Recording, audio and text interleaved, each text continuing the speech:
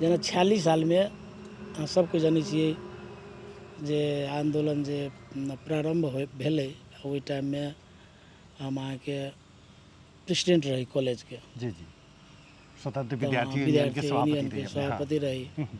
तो आंदोलन के क्रम सब में हम सब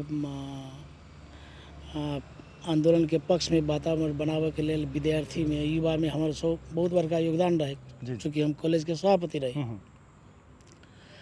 अहाँके एहने ई भूमिगत संदर्भ में हम कॉलेज में जे एक्टिविटीज करिए तो हमरा पर तय टाइम के एसपी सीडीओ वारंट जारी कल कि सभापति के पकड़ल जाए। जी। तकर बाद में हम सब भूमिगत भ गेली।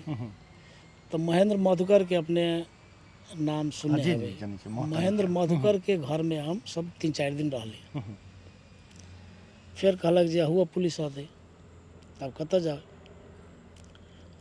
तब 3 बजे रात में महेंद्र मधुकर के घर से हम और ब्रिज कुमार जी जे अखन पत्रकार छथिन टुडे के दुनू कोई हम सब निकलली 3 बजे रात में अन्हारे में। तो इनकर घर कोचरी।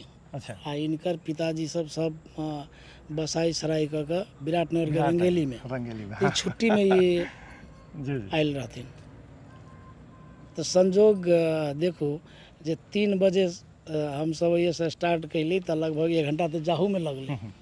4 बजे भोर में वही भोर में सबसे पहले केकरो माने नजर पर कोई आयल केकरो देखली तो इनके देखली। हाँ हाँ। आ यो वही दिन भोरे जे अपना साथी के कि केकरा पूर्णिमा माने जनकपुर में पूर्णिमा देखे के लेल पूर्णिमा में आबे के लेल विदा करायल रहे ओहि गाँव से। जी जी। तो हम सब कोचरी में प्रवेश कैली। ई कोचरी से ओकरा विदा क के माने ओकरा कथी कहै छै ओकरा अरियात के विदा करे के।